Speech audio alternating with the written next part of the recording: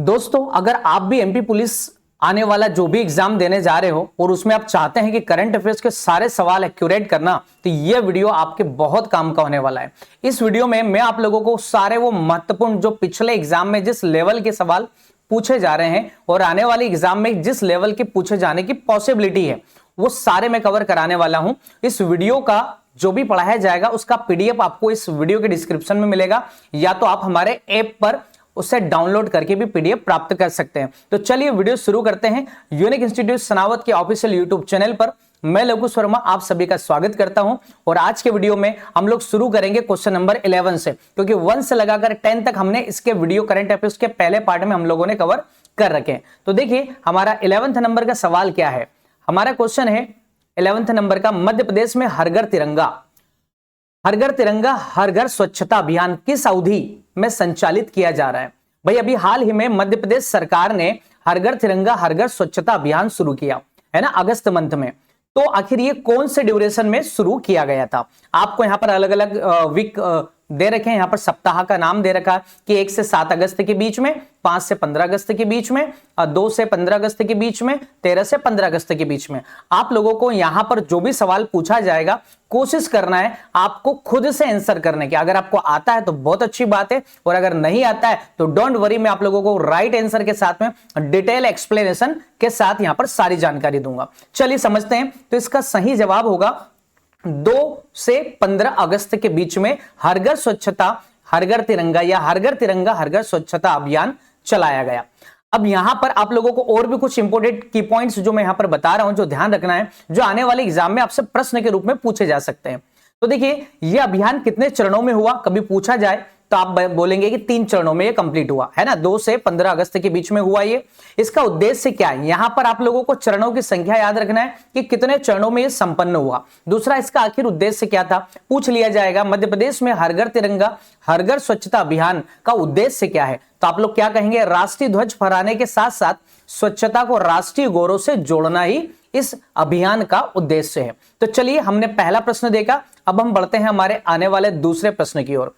हमारा question number 12 number का क्या है। यहां पर इस वीडियो में जितने भी प्रश्न आप लोगों को बताए जा रहे हैं, आने वाली परीक्षा का है ना, उसके लिए जितने भी पॉसिबल क्वेश्चन हो सकते हैं, इंपोर्टेंट प्रश्नों की श्रृंखला, वो सभी आपको यहां पर शामिल कर लिए गए हैं। और पिछले जो प्रश्न पत्र हो चुके हैं उसी के लेवल को एनालिसिस करके सारी चीजें दी जा रही है। तो मध्य प्रदेश के वाणिज्यिक कर विभाग द्वारा विकसित की गई किस प्रणाली को राष्ट्रीय ई गवर्नेंस गोल्ड अवार्ड 2025 से सम्मानित किया गया है। आपको बताना है मध्य प्रदेश के वाणिज्यिक कर विभाग द्वारा। भाई यहां पर सम्मानित किसने किया है, तो मध्य प्रदेश वाणिज्यिक कर विभाग द्वारा किस प्रणाली को, कौन सा ऐसा सिस्टम है जिसे राष्ट्रीय ई गवर्नेंस गोल्ड अवार्ड 2025 से नवाजा गया है। आपके सामने यहां पर दे रखा है पीएम किसान संपदा 2.0 ई भुगतान पोर्टल, और यह लिखा है प्रबोधिनी। ठीक है, 4 ऑप्शन है। आपको बताना है कि किस योजना को, किस प्रणाली को यहां पर ये जो बताया गया अवार्ड है उससे नवाजा गया है। चलिए अगर आप बता सकते हैं तो 5 सेकंड के अंदर अपना आंसर जरूर कमेंट में लिखिए। ये चाहे वीडियो आप आज देख रहे हैं या आने वाली एमपी पुलिस की किसी भी शिफ्ट के लिए देख रहे हैं, काफी महत्वपूर्ण होने वाला है, और इसका पीडीएफ डाउनलोड करना न भूलिए। अगर आपको लग रहा है ये वीडियो काम का है तो दोस्तों आपको यहां पर वीडियो को लाइक करके बस अपने दोस्तों को साथ शेयर करना है, ताकि इसका लाभ एडवांटेज वो भी ले पाए।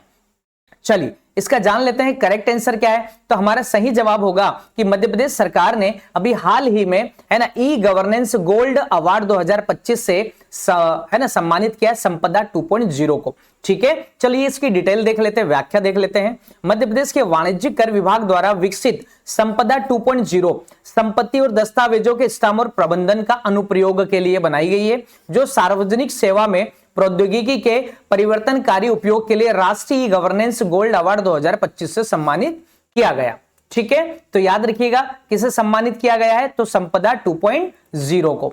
चलिए महत्वपूर्ण प्रश्न था। अब हम बढ़ते हैं अगले सवाल की ओर। हमारा अगला सवाल क्या है, चलिए ठीक है समझ लेते हैं। 13 नंबर का सवाल पहले।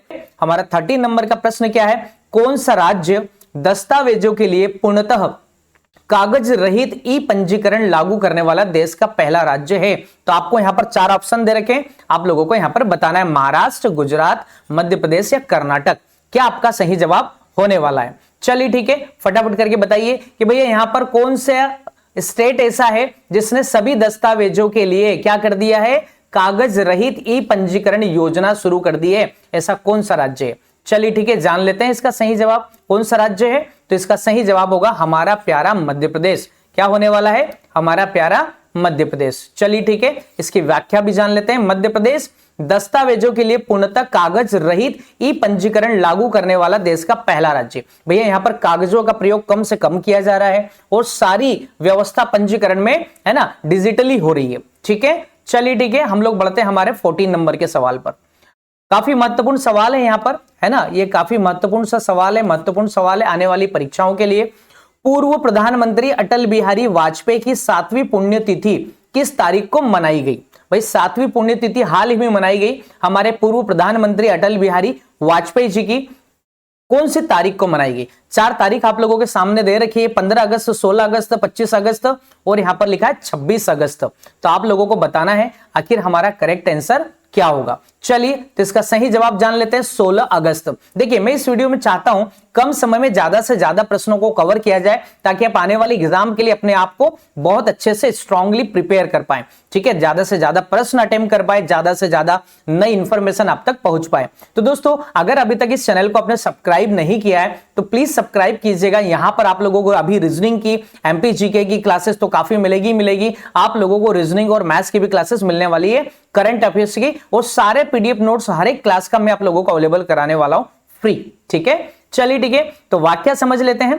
पूर्व प्रधानमंत्री अटल बिहारी वाजपेयी की 7वीं पुण्यतिथि 16 अगस्त को मनाई गई। कब मनाई गई? 16 अगस्त को। कौन से नंबर की? 7th नंबर की पुण्यतिथि है ये। अब उनका निधन 16 अगस्त 2018 को हुआ था। याद रखिएगा, उनका जब निधन हुआ था 16 अगस्त 2018 को हुआ था, और उसके हिसाब से उनकी पुण्यतिथि जिस तारीख को उनका निधन हुआ 16 अगस्त को, है ना, 7वें नंबर की मनाई गया। ठीक है, चलिए ठीक है, बढ़ते हैं हमारे अगले सवाल की ओर। 15 नंबर का सवाल क्या है? चलिए जान लेते हैं 15 नंबर का सवाल। मध्य प्रदेश सरकार द्वारा वर्ष 2025 के लिए राष्ट्रीय लता मंगेशकर पुरस्कार से किसे सम्मानित किया गया? भाई एमपी गवर्नमेंट के द्वारा वर्ष 2025 अभी हाल ही में चल रहा है, राष्ट्रीय लता मंगेशकर पुरस्कार से किसे सम्मानित किया गया? यह प्रश्न बहुत ही महत्वपूर्ण हो जाता है आने वाली किसी भी एग्जाम के लिए। चलिए, तो किसे भैया सम्मानित किया है? शंकर एहसान लॉय को, सोनू निगम को, प्रसून जोशी को, संजय लीला बंसाली को। आपको यहां पर 4 ऑप्शन दे रखे हैं और फटाफट करके गेस करना है। अगर आपने शायद इसे नहीं भी पढ़ा हो तब भी आप लोगों को यहां पर गेस करके आंसर देने की कोशिश करना है। चलिए ठीक है, तो हम लोग इसका राइट आंसर जान लेते हैं। क्या होगा हमारा राइट आंसर? हमारा राइट आंसर यहां पर होगा सोनू निगम। क्या आंसर होने वाला है? सोनू निगम। क्या होगा? सोनू निगम। चलिए ठीक है, सोनू निगम इसका करेक्ट आंसर है। मध्य प्रदेश सरकार ने वर्ष 2025 के लिए राष्ट्रीय लता मंगेशकर पुरस्कार से सोनू निगम को नवाजा है या उन्हें प्रदान किया गया। याद रखिए, याद रहेगा आप लोगों को, सोनू निगम काफी सुपरहिट सिंगर है ना, जिन्हें हाल ही में राष्ट्रीय लता मंगेशकर पुरस्कार से नवाजा गया है। बढ़ते हम लोग हमारे 16 नंबर के सवाल की ओर। 16 नंबर का हमारा प्रश्न क्या है? चलिए जान लेते हैं। 16 नंबर का क्वेश्चन है, वर्ष 2024 के लिए राष्ट्रीय किशोर कुमार पुरस्कार किसे प्रदान किया गया है? काफी महत्वपूर्ण प्रश्न है दोस्तों, और मैं आप लोगों को आपकी जब तक एमपी पुलिस की एग्जाम चलेगी सभी महत्वपूर्ण सवालों को यहां पर एक सीरीज वाइज आप लोगों के लिए लाने वाला हूं। साथ ही अभी हाल ही में इसके बाद रीजनिंग की भी क्लासेस शुरू हो रही है, जहां पर हम लोग आपके एग्जाम पैटर्न को देखते हुए एनालिसिस करते हैं कि कौन कौन से टॉपिक से प्रश्न आ रहे हैं, कैसे प्रश्न आ रहे हैं, और उसी के लेवल के सारे क्वेश्चन में कराने वाला हूं, बहुत आसान और इजी वे में। चलिए, तो हमारा यहां पर आंसर क्या होगा? वापस से आपके सामने 4 ऑप्शन है, सोनू निगम, शंकर एहसान लॉय, प्रसून जोशी, संजय लीला बंसाली। आपको बताना है क्या है कि भैया राष्ट्रीय किशोर कुमार पुरस्कार किसे मिला है वर्ष 2024 के अंदर। ठीक है, तो यहां पर आपने अभी बताया था लता मंगेशकर पुरस्कार सोनू निगम को मिला था, लेकिन राष्ट्रीय किशोर कुमार पुरस्कार किसे मिला अब आपको यह बताना है। चलिए बताइए कमेंट करके। चलिए, इसका सही जवाब क्या होगा? Prasoon Joshi, option number C, Prasoon Joshi. इसके बारे में आप लोग जानते होंगे, है ना। चलिए ठीक है, व्याख्या को जान लेते हैं। राष्ट्रीय किशोर कुमार पुरस्कार 2024 के प्राप्तकर्ता कौन है? प्रसून जोशी है, जो कि एक गीतकार है। यह पुरस्कार गीत लेखन और फिल्म निर्माण सहित भारतीय सिनेमा में उपलब्धियों को सम्मानित करता है। यानी किस किस क्षेत्र में दिया जाता है, तो गीत लेखन के लिए दिया जाता है, फिल्म निर्माण के लिए दिया जाता है, और भारतीय सिनेमा में कुछ अद्भुत उपलब्धियां जिसने प्राप्त कर रखी हो उन्हें दिया जाता है। और वो किसे मिला 2024 में? प्रसून जोशी को मिला। तो याद रहेगा, किशोर कुमार सम्मान 2024 मिला प्रसून जोशी को। चलिए जानते हैं अगले महत्वपूर्ण प्रश्न की ओर। हमारा अगला सवाल है, राष्ट्रीय लता मंगेशकर पुरस्कार समारोह का आयोजन उनके जन्म स्थान मध्य प्रदेश के किस शहर में किया गया था? भाई पुरस्कार किसे मिला ये तो आपने बता दिया कि किसे मिला, पुरस्कार मिला सोनू निगम को, है ना। राष्ट्रीय लता मंगेशकर पुरस्कार किसे मिला? 25 में सोनू निगम को। और अभी किशोर कुमार सम्मान किसे मिला? प्रसून जोशी को। लेकिन यहां पर बताना है कि भैया जो राष्ट्रीय लता मंगेशकर पुरस्कार सम्मान है आखिर एमपी के किस शहर में दिया गया था? ठीक है, खंडवा, इंदौर, भोपाल और ग्वालियर। आप लोग जानते हैं लता मंगेशकर का संबंध मध्य प्रदेश के किस शहर से है? अगर जानते हैं तो फटाफट करके जरा कमेंट कीजिएगा ताकि हमें भी पता चले। साथ ही हमें यह भी आपको बताना है कि आपने कमेंट में, है ना, आंसर के साथ अपना नाम भी लिखना है ना, ताकि हम जज कर पाए कि किस स्टूडेंट ने, है ना, क्या जवाब दिया है। चलिए ठीक है, तो जान लेते हैं इसका सही जवाब। तो सही जवाब क्या होगा?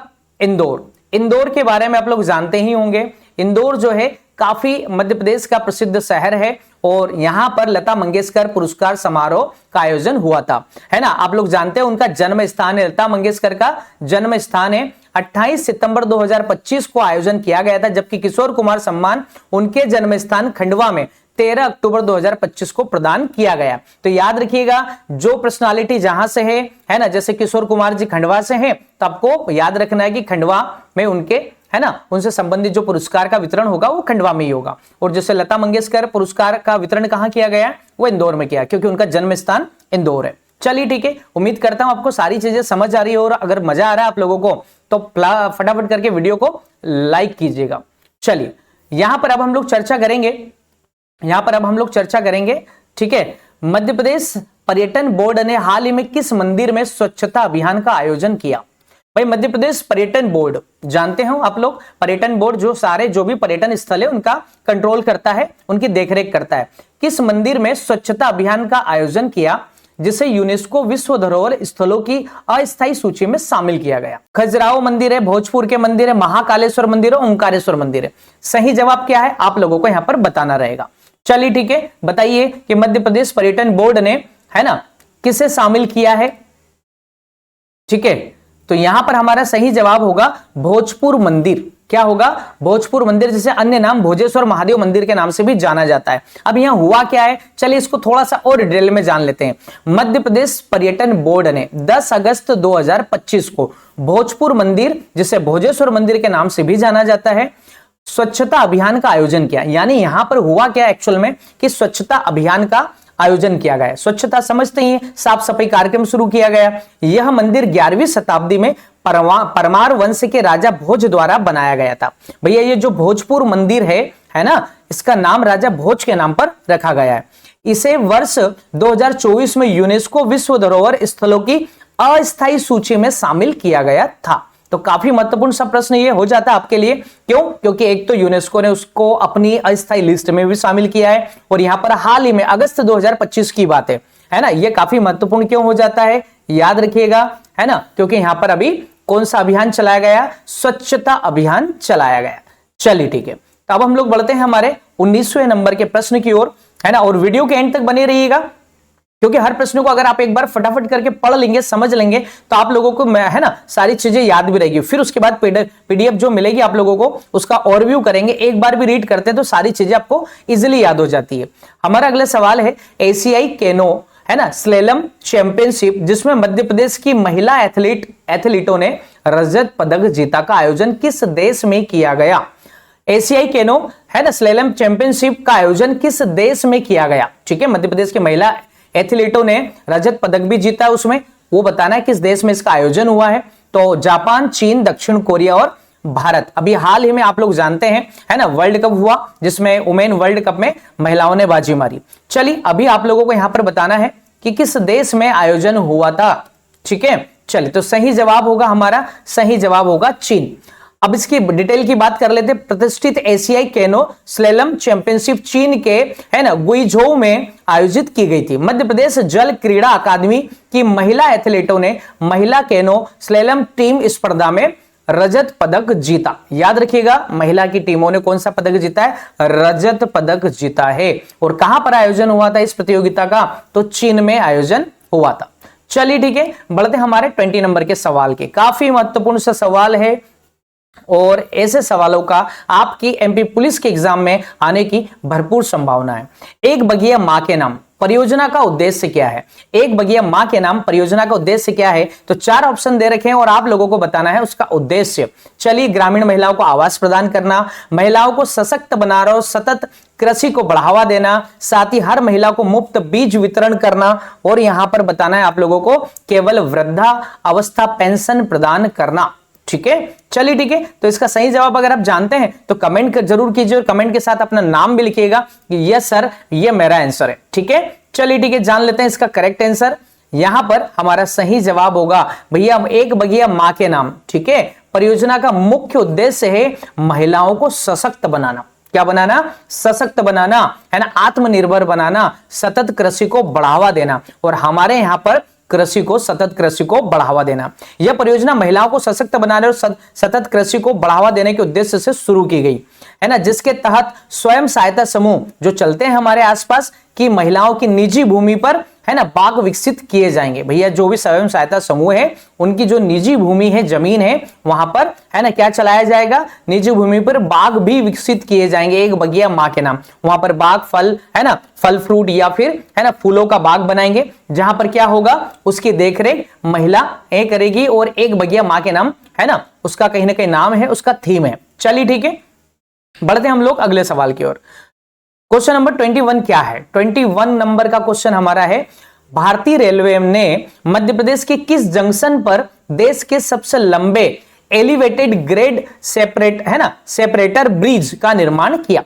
ठीक है, भारतीय रेलवे की बात हो रही है और मध्य प्रदेश के किस जंक्शन पर एक ब्रिज का निर्माण किया है और उसका नाम है देश के सबसे लंबे है ना एलिवेटेड ग्रेड सेपरेटर ब्रिज का निर्माण किया। चलिए बताइए, इंडियन रेलवे ने कहां पर है ना कौन से जंक्शन पर ठीक है इस ब्रिज का निर्माण किया? समझते हैं हम लोग उस ब्रिज और है ना बात करते हैं। आप मुझे अगर हो सके तो कमेंट करके आंसर बताएं खुद से, तब जाके आप लोगों को ज्यादा बेहतर समझ आएगा। चलिए, ये जंक्शन का नाम है कटनी जंक्शन। कौन सा जंक्शन है? कटनी जंक्शन। अब इसकी डिटेल की बात करेंगे। भारतीय रेलवे ने पश्चिमी मध्य रेलवे के जबलपुर मंडल में मध्य प्रदेश के कटनी जंक्शन में है ना जंक्शन पर देश के सबसे लंबे एलिवेटेड ग्रेड सेपरेटर ब्रिज के निर्माण के साथ साथ एक महत्वपूर्ण उपलब्धि हासिल की। आप लोगों को अपना की पॉइंट्स, प्रश्न और साथ में उसका सिर्फ आंसर बहुत अच्छे से ध्यान रखना है कि पूछा क्या गया और उसका आंसर क्या है। ठीक है, तो भारतीय रेलवे ने कौन से जंक्शन पर एक ब्रिज का निर्माण किया और ब्रिज का पूरा नाम है एलिवेटेड ग्रेड सेपरेटर।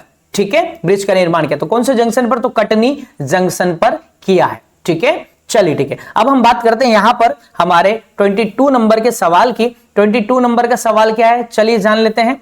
22 नंबर का सवाल है, संपूर्णता अभियान किस राष्ट्रीय संस्थान द्वारा शुरू किया गया था?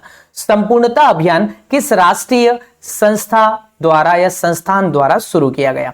केंद्रीय स्वास्थ्य मंत्रालय, नीति आयोग, कृषि मंत्रालय, महिला एवं बाल विकास मंत्रालय के द्वारा। तो आपको दोस्तों बताना है कि भैया संपूर्णता अभियान किस राष्ट्रीय संस्थान द्वारा शुरू किया गया। ठीक है, चलिए पता है आप लोगों को, और पता है तो कमेंट जरूर कीजिए। चलिए, मैं फटाफट करके टाइम वेस्ट नहीं करूंगा क्योंकि यहां ज्यादा से ज्यादा फैक्ट और पॉइंट्स आप लोगों को कवर कराने हैं। तो हमारा सही जवाब होगा नीति आयोग। क्या होने वाला है? नीति आयोग। विस्तृत व्याख्या इसकी क्या है? नीति आयोग द्वारा एक राष्ट्रव्यापी अभियान के रूप में से शुरू किया गया है ना। संपूर्णता अभियान जो है नीति आयोग द्वारा चलाया गया और इसका उद्देश्य क्या है? उद्देश्य है भारत में 500 आकांक्षी ब्लॉकों और 112 आकांक्षी जिलों में और 12 प्रमुख सामाजिक क्षेत्र संकेतों की 100% संतुष्टि प्राप्त करना।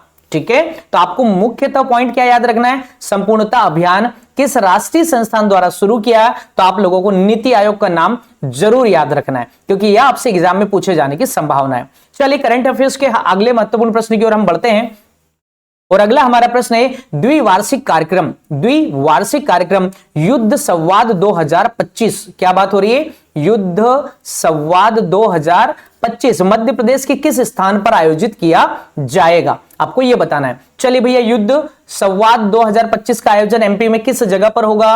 ग्वालियर में होगा, आर्मी वार कॉलेज महू में होगा, या अंबेडकर नगर के नाम से भी जिसे जाना जाता है, भोपाल या जबलपुर। तो कहां होगा गेस कीजिए। अगर आपने पढ़ रखा है तो बहुत अच्छी बात है, लेकिन अगर नहीं पढ़ा है तो आप गेस करके भी जवाब दे सकते हैं, क्योंकि यह प्रश्न थोड़ा सा लॉजिकल है। ठीक है, आप जानते हो आर्मी का है ना, आप लोगों को एक और है ना कैंप देखने के लिए मिलेगा। आर्मी यहां पर युद्ध संवाद 2025 के बारे में पूछा है। ठीक है, प्रश्न आर्मी से रिलेटेड है, तो आप लोग जानते हैं महू में आर्मी की ट्रेनिंग वगैरह भी होती है। आर्मी वॉर कॉलेज है ना, कहां पर है? अंबेडकर नगर महू में। तो यहां पर आपसे पूछा था वही कि मध्य प्रदेश के किस स्थान पर आयोजित किया गया भैया ये कार्यक्रम, तो ये महू में, अंबेडकर नगर महू में आर्मी वॉर कॉलेज है, वहां पर किया गया। अब चलिए इसके बारे में कब से कब किया गया, तो मध्य प्रदेश के डॉक्टर अंबेडकर नगर स्थित आर्मी वॉर कॉलेज में 26 अगस्त 2025 से आयोजित किया जाएगा। अगस्त, भाई अगस्त तो गुजर चुका है, मतलब ये प्रश्न थोड़ा सा हमारा 2-3 महीनों पहले का हो चुका। अभी क्या चल रहा है? नवंबर चल रहा है। तो याद रखिएगा हमारे है ना करंट अफेयर्स के लिए आपको कम से कम साल भर का पढ़ना है। 1 ईयर का अगर करंट अफेयर्स पढ़ लेते हैं तो आपके लिए काफी महत्वपूर्ण हो जाता है एग्जाम में बेटर करना। चलिए ठीक है, अब हम लोग बढ़ते हैं हमारे 24 नंबर के सवाल की ओर। काफी महत्वपूर्ण है। भारत सरकार ने अरहर और उड़द दालों की खेती को बढ़ावा देने के लिए मध्य प्रदेश सहित कितने राज्यों में बीज वितरण अभियान शुरू किया? भैया हमारी सरकार क्या चाहती है? हमारे यहां पर दालों को बढ़ावा देना, अरहर और उड़द दालों की खेती को बढ़ावा देना चाहती है, स्पेशली अरहर और उड़द। ठीक है, चलिए तो मध्य प्रदेश सहित कितने राज्यों में बीज वितरण किए भारत सरकार ने? ठीक है, मध्य प्रदेश सरकार या मध्य प्रदेश सहित कितने राज्यों में बीज वितरण अभियान शुरू किया गया? ठीक है, तो भैया बताना है। ये गवर्नमेंट की बात करें हम लोग, भारत सरकार की बात करें, न कि मध्य प्रदेश सरकार की बात करें। तो कितने राज्यों में ये शुरू किया गया? तो 5, 6, 7 और 8। तो क्या जवाब होगा बताइए फटाफट। चलिए, तो सही जवाब होगा 7। क्या जवाब होगा इसका? सही जवाब होगा इसका 7। चलिए ठीक है, अब हम लोग देख लेते हैं सही जवाब 7 है इसका। देखिए पूछा है भारत सरकार ने अरहर, मतलब अरहर किसको बोलते हैं? तुअर की दाल। कि कौन सी दाल? तुअर दाल का अन्य नाम अरहर भी है। उड़द दालों की खेती को बढ़ावा देने के लिए 7 राज्यों में बीज वितरण अभियान शुरू किया, यानी भारत के मध्य प्रदेश जैसे 7 अन्य राज्यों में बीजों का वितरण किया गया ताकि इस फसल को ज्यादा से ज्यादा किसान पैदा कर सके। इन राज्यों में उत्तर प्रदेश है। 7 राज्यों में कौन कौन से हैं? तो एक तो उत्तर प्रदेश, दूसरा हमारा मध्य प्रदेश, बिहार, झारखंड। ठीक है, तो भैया लाडली बहना योजना का, लाडली लक्ष्मी योजना का उद्देश्य क्या है ना? बालिकाओं को शैक्षिक और आर्थिक स्थिति में सुधार करना। चलिए ठीक है, अब हम बढ़ते हैं हमारे अगले सवाल की ओर। अभी वीडियो के एंड तक बने रहिएगा, आखिरी में काफी महत्वपूर्ण सवाल मैं आप लोगों के लिए लेकर आ रहा हूं। 28 नंबर का प्रश्न क्या है? जुलाई 2025 तक कुनो राष्ट्रीय उद्यान, याद रखिएगा कुनो राष्ट्रीय उद्यान में नामीबियाई और दक्षिणी अफ्रीकी चीतों की कुल स्थानांतरित संख्या कितनी है? जुलाई 2025 की बात कर रहे हैं। कुनो राष्ट्रीय उद्यान में नामीबियाई और दक्षिण अफ्रीकी चीतों की कुल स्थानांतरित संख्या कितनी है? भैया आपने देखा हमारी सरकार हमारे यहाँ के मध्य प्रदेश के राष्ट्रीय उद्यानों में क्या कर रही है? बाघों को या चीतों को क्या कर रही है? स्थानांतरित कर रही है अन्य जगह से लाकर। तो आखिर अब उनकी संख्या कितनी हो गई? 17, 20, 26, 32। करेक्ट आंसर क्या है आप लोगों को यहां पर बताना है। चलिए ठीक है, तो अब जान लेते हैं हमारा सही जवाब होगा यहां पर 26 नंबर 26। जुलाई 2025 तक कुनो में 26 अफ्रीकी चीतों का स्थानांतरण किया गया है। भारत में जन्मे 17 शावकीय चीतों को नामीबिया और दक्षिण अफ्रीका से प्रोजेक्ट चीता के तहत स्थानांतरित किया गया। भैया हमारी सरकार एक प्रोजेक्ट चीता नाम से अभियान चला रही है, जिसमें अन्य जगह से चीता को क्या कर रहे हैं? हमारे मध्य प्रदेश में राष्ट्रीय उद्यानों में स्थानांतरित किया जा रहा है। और अभी तक हमारे पास हम यहाँ पर कितने हो चुके हैं? 26 स्थानांतरित हो चुके हैं। चलिए ठीक है, जानते हैं हमारे 29 नंबर के सवाल पर। अब 29 नंबर के सवाल है स्वच्छ सर्वेक्षण 2024-25 के तहत लगातार 8वीं बार भारत का सबसे स्वच्छ शहर किसे घोषित किया गया है? क्या बताना है? स्वच्छ सर्वेक्षण 2024-25 में लगातार 8वीं बार भैया जिसने बाजी मारी है, सबसे स्वच्छ शहर किसे घोषित किया गया है? भारत का कौन सा ऐसा स्वच्छ शहर है, उसका नाम क्या है? भोपाल, इंदौर, सूरत, जबलपुर। आपको बताना है कहां पर इतनी स्वच्छता है हमारे भारत के अंदर, है ना। कौन भाग्यशाली जिला है? तो वो है इंदौर, ठीक है। वो क्या है? मध्य प्रदेश का इंदौर जिला, ठीक है। मध्य प्रदेश के इंदौर को लगातार 8वीं बार, कितने बार? लगातार 8वीं बार भारत का सबसे स्वच्छ शहर घोषित किया गया। उत्कृष्ट प्रदर्शन के चलते इसे सुपर स्वच्छ लीग शहरों की श्रेणी में अपग्रेड किया गया है।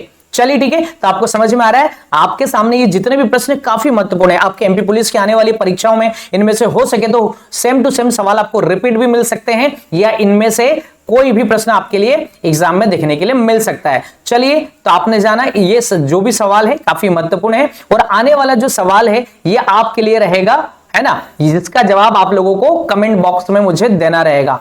भिक्षावृत्ति मुक्त भारत, भिक्षावृत्ति मुक्त भारत पहल के तहत भारत का पहला भिक्षावृत्ति मुक्त शहर कौन सा है? भाई सिंपल भाषा में कहूं, जहां पर, है ना, भिखारियों को भीख देना लोगों ने बंद कर दिया और भिखारियों ने भीख मांगना ही भी बंद कर दिया। तो ऐसा कौन सा शहर है जहां पर आपको भिखारी देखने के लिए ही नहीं मिलेंगे? यानी सरकार ने क्या कर दिया? भिखारियों से मुक्त कर दिया शहर को। तो भोपाल है, उज्जैन है, इंदौर है, दिल्ली है। बताइए, तो भिक्षावृत्ति मुक्त भारत का कौन सा शहर है भैया जहां पर कोई भी भिखारी देखने के लिए नहीं मिलता है? आप चाहो कि अगर दान वान करना है तो आपको इस, है ना, जो अभी आंसर आप लोगों को बताने वाले हैं उस जिले में तो मत जाइएगा, आपको कोई भिखारी ही नहीं मिलेगा।